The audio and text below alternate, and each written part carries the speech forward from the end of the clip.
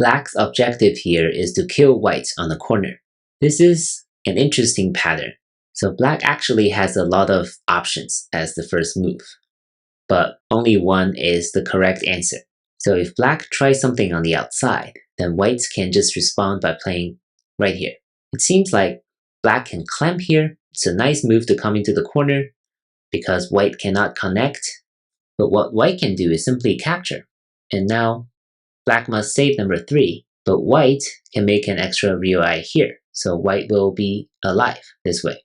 Similarly, if black tries this move, white can still respond this way. And white will be alive this way or this way. This will also not work because white can just play this move. Usually 1-1 is not a good idea for problems. It will just fail instantly. If black plays this bend, white can Atari here, putting some pressure on black. And if black connects, this will be a bent 4 shape, will be a living shape for white.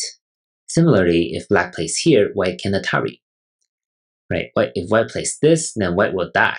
White can come in here. So white will be captured like this. So of course, number 2 will have to be this Atari. And this puts pressure on black, and this will be a bent 4 shape. So white will succeed very easily. And that leaves us with this move right here. So white can either play here or here. White covers from the left side. What black can do now is come in here. White cannot try to make this into a real eye because now white will lose this race to capture like this. So white can only capture these 3 black stones. But as white does that, this will become a fake eye and white will die this way.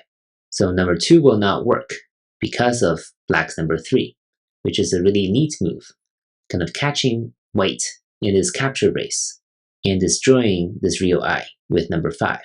So white will have to try covering from the right side. Now what does black do? If black plays on the inside, this will be a bent 4 shape and black will fail.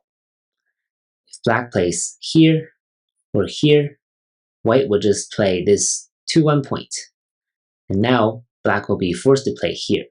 Otherwise, this will be a real eye on the 1-1 point, and capturing a straight 3 will at least be 1 real eye. So white will be alive this way. Or this will be a bent 4 again.